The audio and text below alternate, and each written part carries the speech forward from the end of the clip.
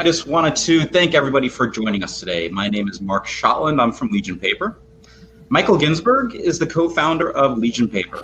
In the 1970s, Michael concentrated his efforts to expand the availability of fine papers in fine art papers in the United States by introducing new papers from around the world with the objective to become the largest importer and distributor of fine art papers in North America.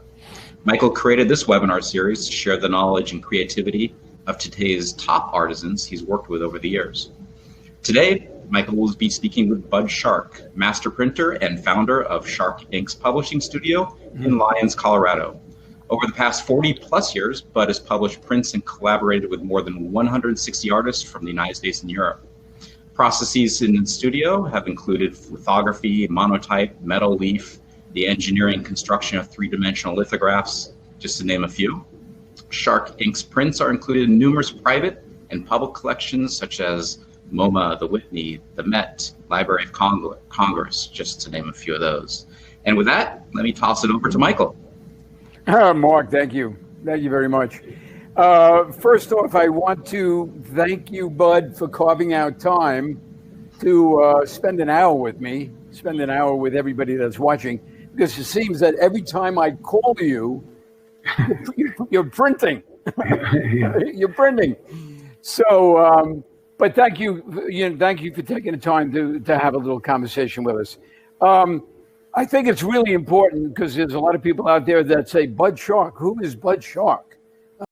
We've heard the name, but who is he really? So I'm going to turn it over to you a little bit so you can give me a little bit of background about who you really are, you know, how you got started in this industry, fine art industry. And then we'll continue on because I know we have a slide presentation that you put together of the medium, of the process, and some of the results of the process by some notable people. And one in particular, I think Red Grooms, you did a little bit of a step-by-step all the way to the end. So a little bit about who Bud Shark is. It's you, Bud. Okay. Yeah. Well, I just learned about printmaking and at the University of Wisconsin in Madison, and I was a student there and started taking art classes and went back home during winter break and visited an art gallery where I had shown work and where I had learned to paint, actually. And I saw a piece on the wall in that gallery, and I talked to the director of the gallery, and I said, what is that piece? It looks like the image is in the paper and not on the paper. And the gallery director said, that's a lithograph. And I had never heard of a lithograph before. So you started out as a painter, or well, I did take painting classes, and other but so that sent me off to back to Madison and to the art department there, and I looked it up, and sure enough, there was a class for lithography. Right. And I immediately signed up for that, and that was the beginning of my career, and it's what I've done ever since then. Now, you and I go back, Bud. You and I go back 40 plus years. Yes. 40 plus years, easily 40 plus years. When, and I'll make a statement and you can jump in. When flatbed lithography was really, really a very, very important medium in the fine art industry. Yeah. I mean, there was so many flatbed printers in the city. There was, and you and I talked about it. There was Circle, there was Eleanor Ettinger, there was you, there was obviously Tamarin, which is still. Give me a little bit of background to that. Why it seems not waning a little bit, but it's not as popular as I think it used to be. Or am I wrong? Well, I'm not sure that it is waning, actually. I think they're, with places like Tamarind that are training printers, I think there are a lot of small print shops throughout the country and in from Tamarind into the other countries as well. It seems to me that it's not waning, but it's stable, and it's a very active process of printmaking. Yeah. Okay. Fair. Yeah. So I studied then at under Jack Damer at the University of Wisconsin, and immediately took to that, and from Madison, I went to the University of New Mexico, where Garo Antresian was Right. teacher, and he was one of the founders of Tamarind Lithography Workshop. Right. And that was great, and that's where I met my wife. Well, I met Barbara Shark, my wife, later on. And Garo, so Garo wanted me to teach the beginning lithography class in my second year there, and he arranged for me to go to Tamarind for a summer special training so that I had more skills about printing lithographs. Right. And he was a terrific teacher and one of the founders of Tamarind. From then I graduated at UNM in 1970, and one of the artists that I worked with was a visiting artist in Albuquerque, was Bernard Cohen, an artist from London. Right. The university.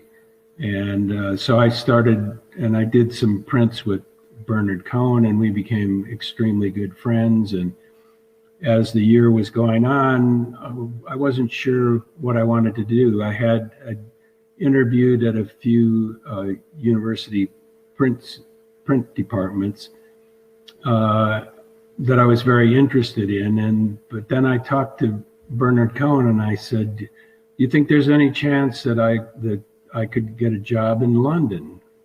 And he said, "I'll look around," and he set me up with Editions Electo, which is a big print publishing company in London. Right. And Barbara and I decided that we wanted to go to London. Wow. And in the meantime, I was invited to the 70th Venice Biennale, which that year focused on printmaking, and we brought presses into the Venice Biennale American section, and we put press in there, and the point was we would be collaborating with other artists from other parts of the world, and we were then in Venice for about 3 months, and then we went to London, and I took up my job at Editions Electo and reset up their lithography studio. How long were you there for? We were in London for 4 years. Wow. I worked at Editions Electo for 2 years, and then I moved on to Petersburg Press for 2 years. Right. And I worked with David Hockney. I worked with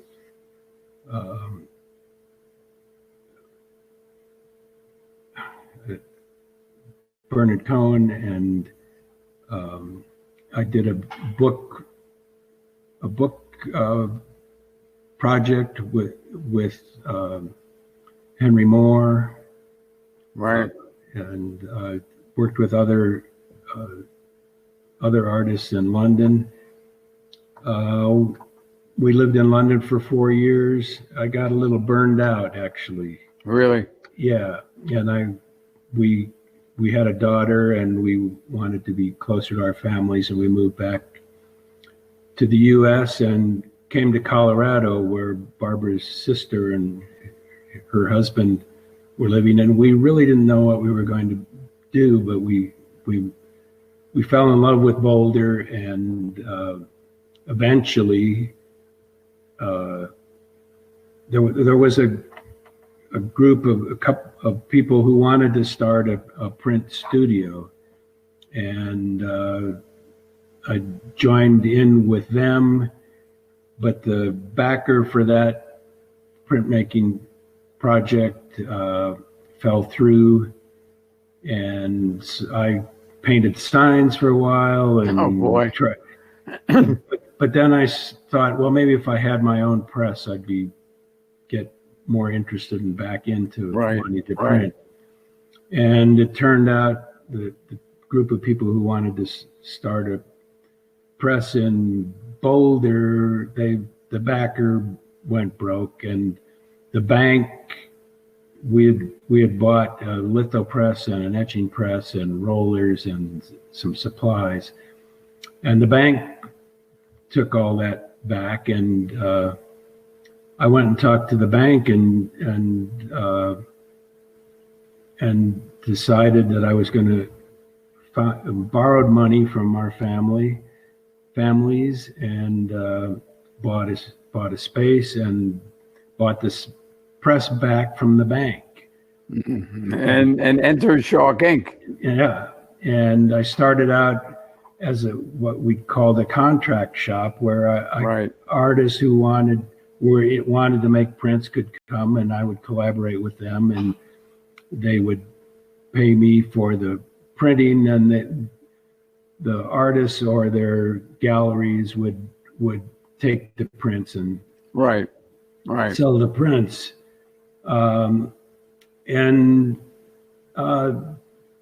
That was good times, and I worked with a lot of interesting local artists, but I was keen to to get into more interesting artists. I was the way I would put it. And so I started inviting, and Bernard Cohen, who I mentioned that I'd worked with, that I met in London and worked. His gallery wanted him to do a group of lithographs, and he said to the gallery he would make prints, but he wanted to come to Colorado and work with me. In the mountains. In Boulder, yes. Yeah. But you know what, Bud, knowing a little bit about your background and knowing a little bit about how you treat the medium in terms of flatbed litho. Yeah. And I'm going to leave it to you to make a distinction, because I know what you do. As we know, flatbed lithography is, and we'll go into the process in a couple of minutes. Yeah. You bring it to another level. I mean, you make it, and you work with the artist directly. You can embellish each print, so each print can be different than the one before, yes. As opposed to someone like a Circle of the past, as I remember it. They ink the plate. They have an edition of 25 or 50 or 100, and they just run color after color after color, and that's it. And then the artist comes in and signs it. But to that point, you take it to another level in terms of making it a real, true art piece. Yes. Yeah. I mean, I've always been interested in trying different things, and we cut holes into prints. We dust them with pearlescent powder. Sometimes we do chine colle, which is laying another paper on top of the. Which is really typical in the etching process of chine colle. Yeah. I never heard of it being done in lithography, to be honest with you. Well, we've done a fair amount of it. Yeah. Yeah, and we've done a lot of things with collage and cut out pieces that are glued on to the background of the paper. Right. And, yeah. So it really makes it more almost like a monoprint, where, you know, within the edition, some of them can be very, very different and unique one to the other. Well, we do monotypes and monoprints, right, where they are very, very different, but usually when we do an edition, it's quite consistent, even if we have cut out parts that are collaged on, etc. But before we get to because I know you have a slide thing, yeah, a presentation as it relates to a red grooms print you did. Yeah. You know, when people think of lithography, I mean, this is a lot of the people that I talk to. They say, "Oh, lithography, yeah, offset lithography. I know all about it." Yeah. But it is such night and day between flatbed litho, which is to me as close to stone litho as you can get, yes, compared to offset lithography. Right. Can you clarify that distinction? Well, offset is a process that's really like a newspaper. They're, you know, a offset press can churn out hundreds of sheets of paper. Right. And there are studios that print lithographs in that way. More poster work, I would think, than yes, fine art. Yes, yeah. But should we talk about the processing? Let's can we pull up that slide, Mark? Can you pull up that slide, or but do you have it? I think yeah, here we go. Now, this is a red grooms print that you did, yeah? Yes, and in 2003, so Red makes a maquette of an image that he wants to make, and in this case, in many cases, there were three-dimensional pieces where he came to the studio and we would give him paper and paints and inks and glue, etc. And he constructed a three-dimensional print that we would then take apart into pieces and figure out how we would lay out all those pieces onto a plate and to be able to do the colors. And so the two images that we're seeing here are Red. The one on the right, Red is working on a mylar with ink and crayons and pencils, which would be transferred to an aluminum plate that's positive working that gets developed, and we get one color on one plate on a sheet of paper. Right now, just to clarify, yes. Red literally is doing his own, what we call his own chromist work. He is, instead of having a chromist, which yes. is somebody who is replicating, I guess, the artist's image onto a mylar. Yeah. The artist actually, for you in your studio, they do their own chromist work themselves. Yeah, definitely. And the image on the left is Red, again, working on a mylar. So we make a plate for each color that we're going to use on this print. And I don't remember exactly how many colors we have, but there were multiple colors. we can go to the next one. Yeah. So on the left, that's a big developing sink that we have. And what you're seeing there, that blue, is a aluminum plate that's been coated with a positive working image base. And we lay the mylar on it and expose that on with powerful lights.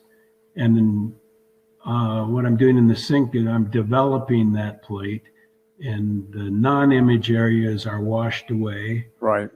And the image area that was from the mylar is now on the plate. And on the right there, the plate is on the bed of the press, and I just after developing it and putting it on the press, I've coated it with a layer of gum arabic, which will then wash off, and the ink sticks to the image areas with all kinds of subtleties, from very fine little pencil marks to solid areas of color. And Bud, we're printing one color at a time. One color at a time. Occasionally we can, if there's a piece in a corner and we don't want to make just one plate for that color, we can add it to that bigger plate. Right. So let's go to the next one. So on the right, we've mixed up, or on the left, I've mixed up the brown color that we're going to use for this one plate, and I'm mixing the ink. And on the right, I have the roller, and my assistant's sort of out of the picture there, but I have an assistant who keeps the plate wet, and the ink is oil-based, and the image sticks to the oil-based image, and it's repelled by the water. That's a thin layer of water with the sponge that keeps the ink from sticking to the other parts of the plate. Let's move on here. On the left, my assistant Evan is so we're working as a team there. Evan wipes the plate right before I'm going to roll on it, and then the left side, I was using a smaller roller and decided that I needed a bigger roller to be able to cover the areas that I needed. So on the right side, there's a fairly large roller. It's kind of heavy, but it lays down a better layer of ink than the smaller roller. So we can go on from there.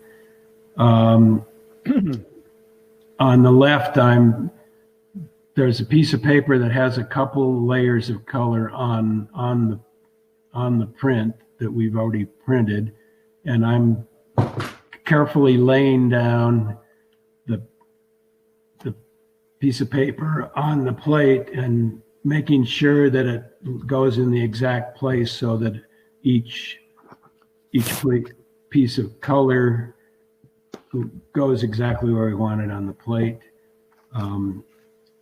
The other image is, I'm actually laying it down. There's a little pencil mark on the top of the sheet and the end of the sheet, and there's a scratch in the plate, and I'm very carefully putting that in the exact place.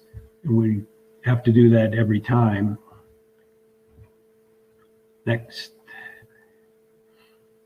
On the right, the left, the bed of the press has been moving through the press, and the pressure there's a pressure bar that presses the paper into the ink and transfers the ink to the paper. And on the right, you can see the brown that was on the plate is now on the paper. It's not a lot. Is it a lot of pressure, Bud? It's pretty fair amount of pressure, and with the press that I have, we can control how much pressure we use. And there's a bar on the press that it's a wooden bar that has a Kevlar band on it, and the big sheet that's holding up there has grease on the outside of it, and the pressure bar presses down on the press, and the bed rolls through and it squeezes the ink. Yeah. Okay. Right. And here's red. We're looking at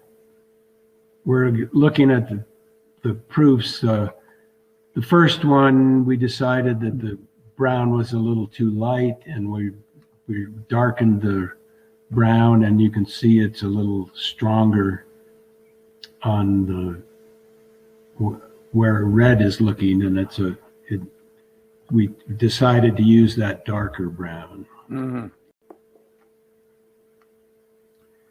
And that's the when Wow. all How many colors is that, Bud?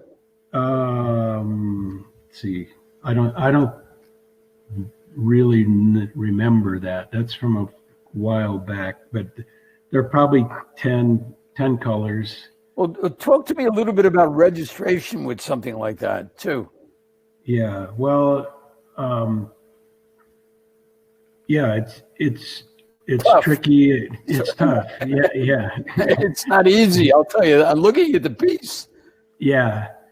Well, so that one sheet that we were looking at had the majority of the like the figures were all separate, and they're cut out, and they have a tab on the back that helps stand those up, and they all get folded and glued very carefully, and they have a base. So these are elaborate projects that take a lot of time and a lot of Now, how long did skill. it take you to do this piece? Well, it would probably take, from the time when Red comes to the studio and sometimes he builds a maquette before he comes, and he brings it in a box, and we look at it and figure it out, and then we take it apart and lay it down and decide how we're going to fit it on the sheets of paper. And then Red begins tracing and drawing on Mylar. I don't really remember exactly how many colors there are in this. Wow. It's a complicated piece, I'll tell you that. It is, yeah. And we've done many prints with Red, and in the late 80s, it was a boom, and we were making bigger and bigger pieces and larger editions. We did a big bullfight piece that was huge, and we did an edition of 90, and Right. And in 89, stock market crashed, and interest in red grooms just stopped instantly, and people wanted us to buy some of these prints back, and they were sold for like $25,000 a piece. Yeah. Bud, what is the size of your bed? What's the largest piece that you can print? The bed is 44 inches wide and 84 inches long. We can't really print edge to edge, but we do some very large woodcuts on the bed of the press. Right. That are, in some cases, we print halfway through and then rotate the block and then print the other half. Yeah, and for the most part, you work with, from my experience in terms of what we provide you with, I mean, you work on either a roll of Reeves BFK. Yes. I know Reeves BFK is become your, shall we say, your go-to paper for years and years and years. Yes. Or you work on the 31 by 47 sheet as well. Right. And we do the rolls, and we do the 30 by 44. Right. Or the 3147. 3147. Right. Yeah. But yeah, that's been a go-to paper for us. We do other work with other artists, like John Buck, who does large woodcuts, wood blocks, and those we do on Thai mulberry paper. Right. Multiple colors. They're right. Done like puzzles.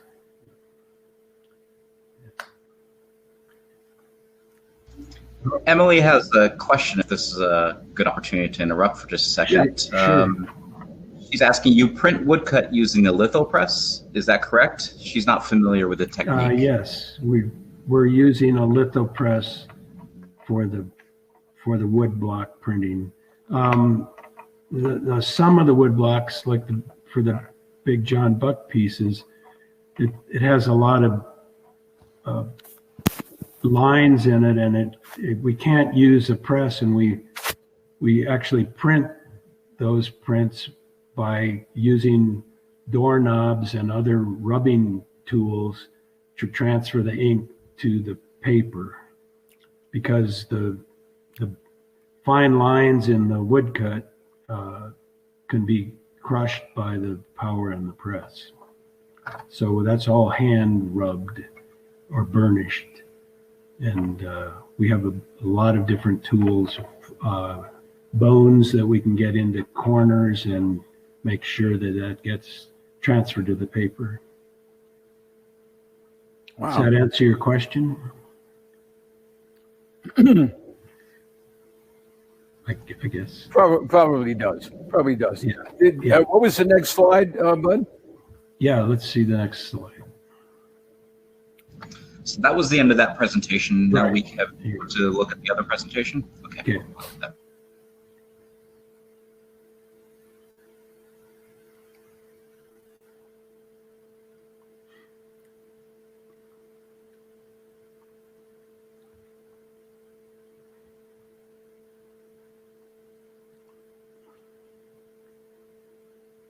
Okay, so there's this group of images. There's about 30 prints here, and it's just a selection of prints over several years, and some very recent prints, and some from a while back. And I just wanted to sort of show the kind of range of different possibilities with different techniques and different artists working. And that kind of variation and different approaches to making lithographs is what keeps me interested. And this print here is by Amy Ellingson, who lives in Santa Fe, and she'd done a couple other prints, but this was a larger one done in 2019, and a lot of the process of making this print was done first on a computer and printed out on a Mylar, which is then transferred to a plate. Right. Again, the registration must have been. Yeah, the registration on this is really critical. Yeah. Wow. Okay. And again, correct me if I'm wrong, but I mean, the medium or the process is literally one color at a time. So if you had 9 colors, you had 9 plates. Yes. Yeah. And this is a smaller piece by Deanna Frid, artist from Chicago. We did a group of 4, for us, fairly small prints. And we It has a chine colle layer and also aluminum leaf on this. Wow. You can see the sheen on that. Yeah. Small edition also. Yeah, that one's a small edition. This is a print by Enrique Chigoya, who's an artist we've worked with for probably 20 years, maybe more than 20 years. And there's a image of him working on a mylar for a different project, not particularly this image. And Enrique is from Mexico, and we had met him in San Francisco, and he came to the university and had an exhibition and and I had known of his work, and I through another artist, and I asked if he'd be interested in working on some prints while he was teaching at the university, and he said yes. And we started off with a print where we were printing on both sides of the paper, which was Really? Wow. Yeah. Well, he uses the amate, the Mexican amate paper. Right. And he was painting on the mate paper, and you could see through both sides. And he wanted to try that, and we didn't have the mate paper, but we did do it on the Thai mulberry paper. Right. And there was which is a very translucent sheet. Right. And this is a fairly recent print of his, but all the other prints besides the one we did when he came to Colorado the first time have been done on mate paper that we import from Mexico. We have a woman in Mexico who goes to the market where they sell the mate paper in 4x8 sheets of mate paper, and she goes to the man from the area where they make the paper, and he comes back and calls her and says, and prepares the paper, the number of sheets of paper that we need, and she sends them to us. Yeah. Now, Bud, from years ago, I mean, what was always commonplace was, they were prints that were usually 250 prints. Yeah. And now in today's market, whether it be silkscreen, whether it be an etching, whether it be in any medium, and they're very, very small editions. Right. Small edition. Yeah. Like I mentioned before, when we were doing a lot of prints with red grooms, and we were doing larger and larger editions, both in size and edition numbers. But we're sort of backing down a little bit, and most of our editions are 25 or 30 plus proofs. Yeah. And what is the next slide? Yeah. This is a lithograph by my assistant, Evan Colbert, who's worked for me for many years now. But it is also, we're doing collaborations where I'm helping him print the lithographs. And he finds interesting, like corrugated cardboard that he'll ink up and put on the mylar, and then you can sort of see the lines of like a corrugation, or bubble pack, and all these interesting ways of getting images and shapes and colors onto the sheet. And this is the third of recent prints that he's made with us. Wow, nice. Yeah, it's nice to also be able to work with Evan as an artist as well as my assistant. Okay. This is a wood block by John Buck, who I've worked with since like 97, maybe, something like that. And we've done many wood blocks, John, and he has a unique method where the light lines that you see in the background are inscribed in the block with a ballpoint pen or a nail. Wow. And that's part of the reason why his wood blocks, we can't run them through the press because the lines are shallow. The bear that you see in there, that's all carved, and the pieces of the bear can be pulled out and inked in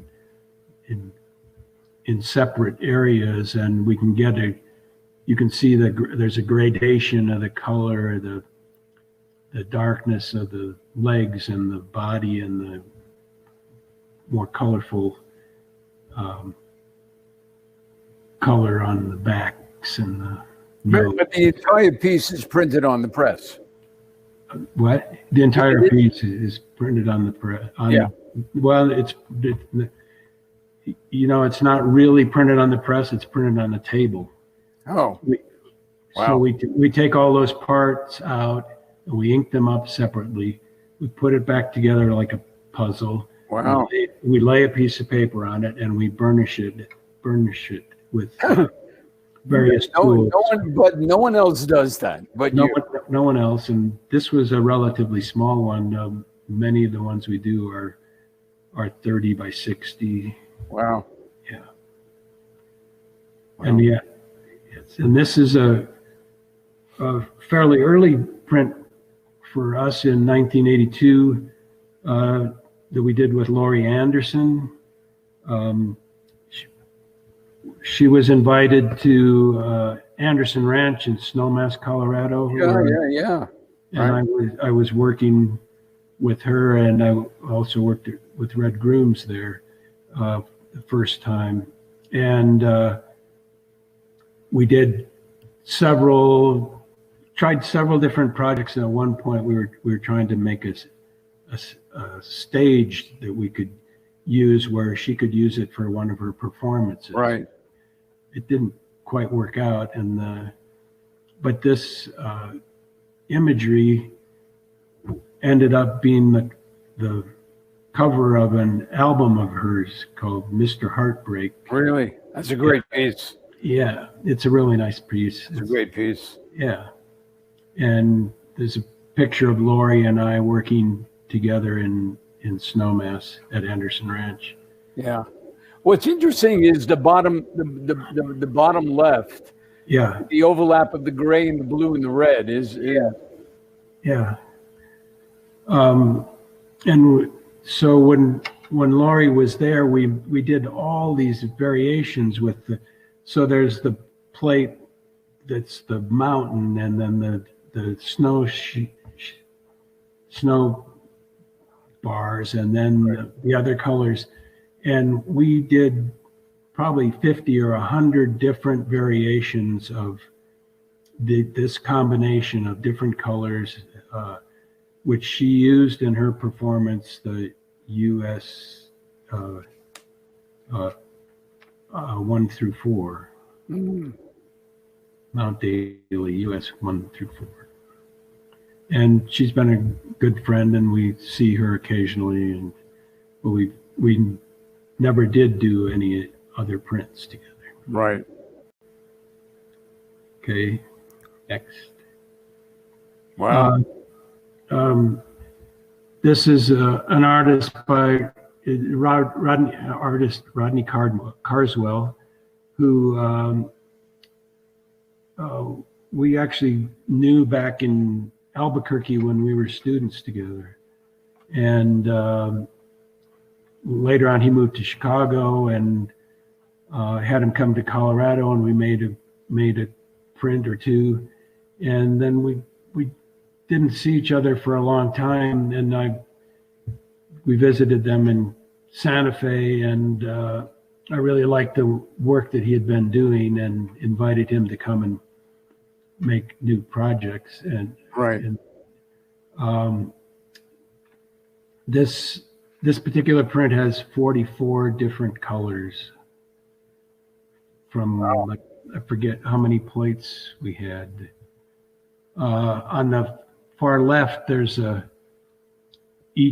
we had to put numbers on each of the triangles that built this to get up together.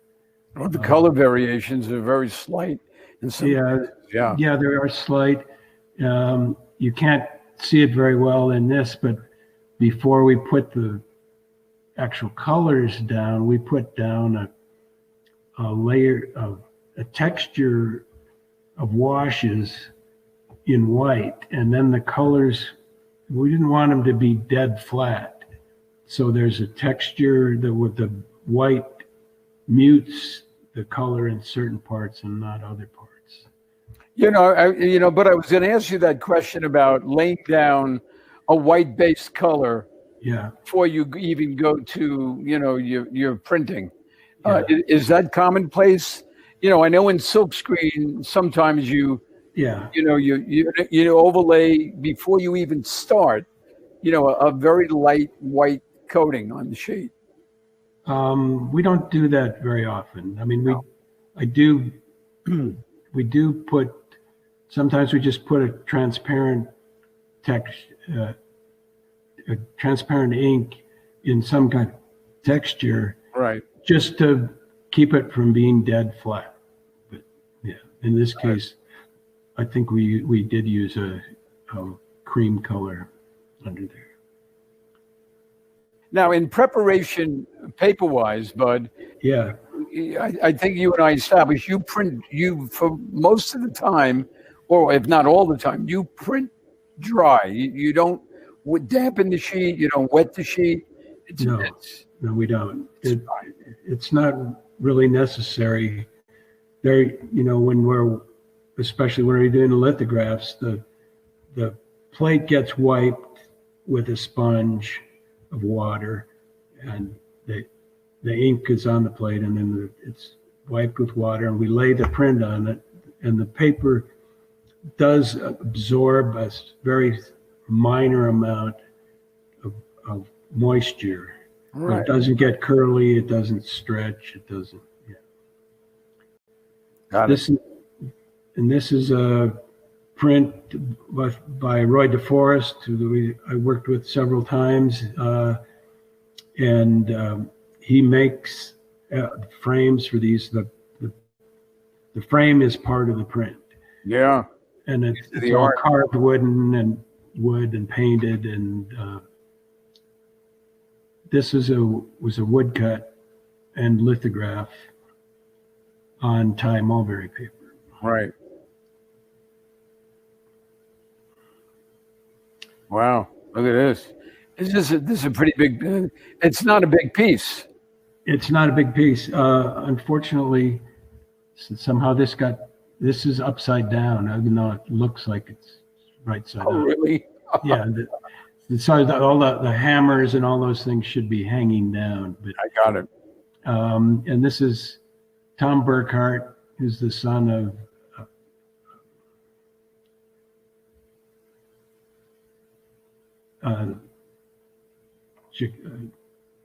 Jaquette, his mother, and he figured out all these textures and processes. And there's some Xerox copies of like the heads of the hammers, and wow. The tricky part is that rainbow roll, what we call a rainbow roll, that gradation of the blue into the paler and paler blue. Yeah. Wow. But everybody thinks it's upside down when we show it. I have it hanging in the studio bathroom, and everybody looks at it. How come that was upside down? It can almost be a vertical, actually. Yes, it could be vertical too, maybe. Not so much. Yeah. Okay. So this is red who you saw, and Red's working on that other piece. But this is showing you a piece that's called the hot dog vendor, Right. that we actually worked on in Hawaii. And you can see there's parts, like there's pretzels there on the side and laid out that have to be cut out and glued into the, there's an alligator under the sewer down there, if you can read that.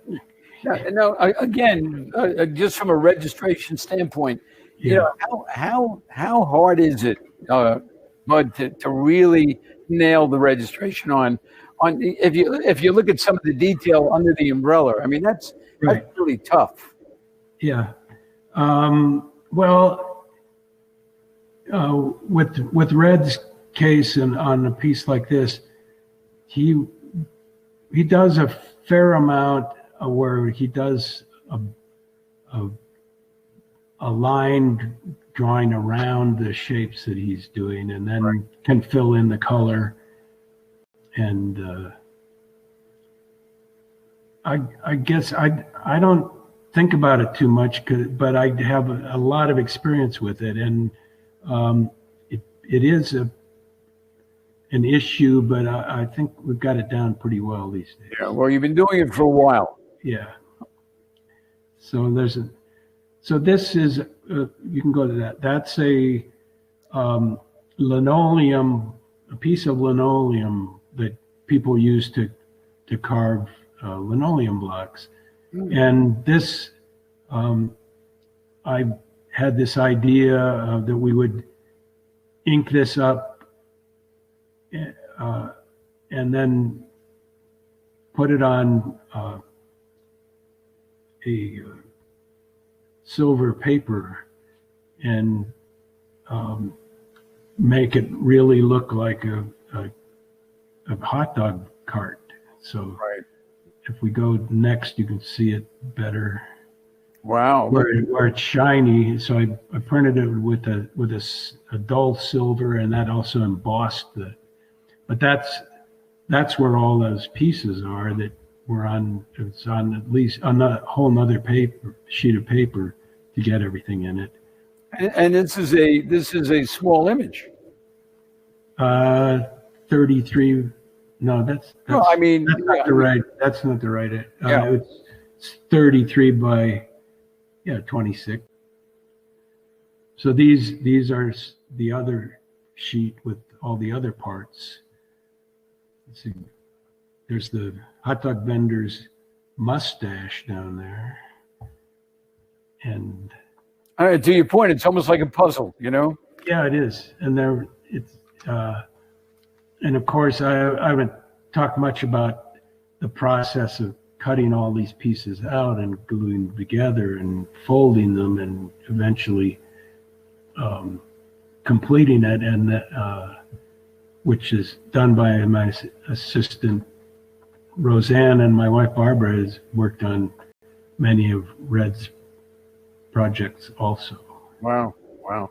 Mark, are there any, because I don't want to lose time, are there any process questions that you might have, Cotton? Yeah. Mark? Sorry, I had to get out of the presentation real quick. Sorry. Were there any questions at all before? Because I don't want to run out of time without addressing any questions that might be pertinent. Yeah, we have a few here. I'll just start from the top up here because I wasn't able to monitor the chat while I was sharing my screen. Okay. There is Catherine Wild was asking, are you using a lot of modifier in the woodcut litho inks, like transparent base or Carswell? Oh, I think Barbara is actually replying, so that's great. Okay. Right. Barbara's on top of that. So I think that's most of the questions, and it looks like we actually have a good moderator here who's answering questions, whereas I can't. I just wanted to note that we're running out of time. Yeah. We can go over. I know you still have there's a few left. Few slides left. So we can move a little faster. Yeah. Okay. We have a few minutes, Bud. Okay. Well, let's yeah. So this is another Red Groom's three-dimensional piece, which was one of the hardest to put together. Fitting the boat into the water, which is all paper, and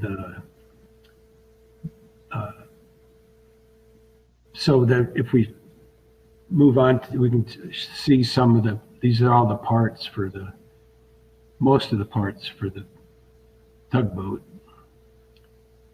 You know, I mean, you know, those are sheets of 30 by 24. These pieces, it's more of your style is not just run-of-the-mill flatbed printing. I mean, it really, No, it's not. No. it really is like almost an erect set, you know? Yeah. Well, yeah, it's been of interest to me for a long time, and we did a lot of this kind of work with Red Grooms, but I also like doing the other kinds of things we're doing as well. Sure, but it's really challenging, I'm sure. It is challenging, yeah. This is Ana Maria Hernando, who's from Argentina originally and lives in Colorado, and this is a lithograph where we've cut holes in and scalloped the edges of the piece of paper. And we're working on 2 new pieces of hers in the studio now. We're printing a second piece. We've done, and it's an edition of 30 and 30 by 40 by 27. And this is on what? This is on Reeves? It's on Reeves BFK. Right. Okay. Yep. And this is a very elaborate piece that we did in 2004 with Jane Hammond, the Wow. first print we did with her. It's 30 by 51 inches. The background paper is amate.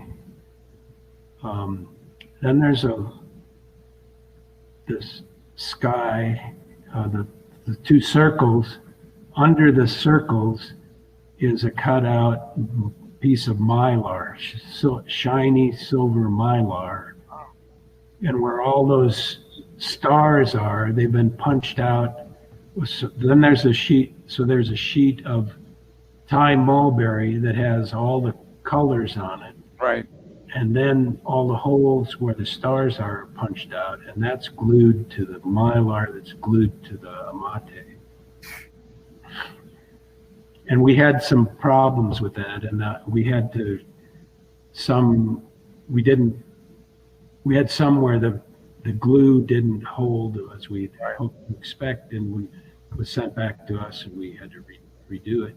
So these circles in the side here were from the mylars of where the stars go, and there's a butterfly and a fish and et cetera, the whales. Right. Of all those imagery. So, okay, we can go more. This is a piece by Mildred Howard. It's a monoprint with digital imagery. That Mildred Howard lives in the Bay Area, and we've done a lot of collaged and monoprint work together that are unique. They're not done in editions. Mm-hmm. Mark, how are we on time? We should wrap it up pretty soon. Okay.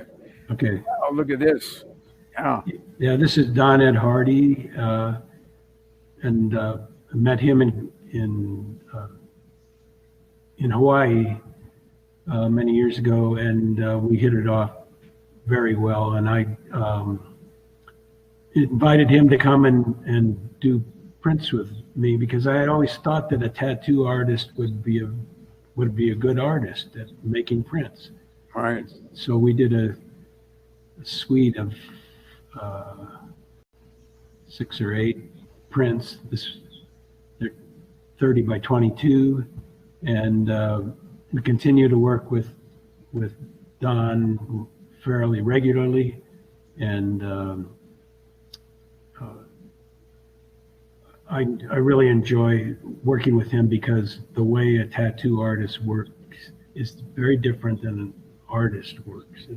Without a doubt. Yeah. Hey, I look at some of these pieces, but now I understand why it can never get you away from the press. Yeah. Yeah. This is one of Hardy's pieces called Mondrian's Girlfriend. Wow. And it has some engraving on it. So, likely this was probably somebody's tattoo, or not. Well, no, he makes these things up. Yeah. Yeah. He invents it. Yeah. Incredible. And that's on a piece of Thai mulberry that's glued to Reeves BFK. Yeah. So it's wow. So it's like chine, yes. Yeah, chine. Okay. This is Luis Jimenez in a color lithograph on a 47 by 31 inch paper, color lithograph. Who's a big he's a sculptor, he was a sculptor, and he made this big Mustang piece for the entrance into the Denver airport, and he made it out of epoxy and fiberglass, and it fell on him and killed him. Wow, jeez. It did get finished, and it's on the entrance into the airport. The new airport. Yeah. Okay. We have more? Yeah, this is Roberto Juarez. This is a color lithograph with collage and pochoir. Pochoir is where we use a stencil to tap in a layer of color where we don't necessarily want to do another plate. Right, right. Wow. I mean, look, some of these pieces, Bud, are just amazing, really, really amazing. I think we're about out of time. I think so. Okay. And I have to tell you, I can't thank you enough for questions, and I guess we can answer. We can address those when. If anybody has any questions, you can just email. The link that was sent out to you was for me, so you can always just reply directly to me. Also, we will be loading this up. It's being recorded, so we'll send that out in the next 3 or 4 hours, and then we'll also put it on our YouTube channel. But all the links that were sent to you are from my email address, so if any questions, send them to me. I'll send it to Michael and to Bud. Bud, I can't thank you again. It's been great. All right. Thank you too. Stay safe. Stay safe. Mark, thank you so much Absolutely. for your help organizing all those images. Anytime. Thank you very much. Hopefully it was educational to me. It was very educational. Thanks. Be well, be safe, Bud. Okay, thanks.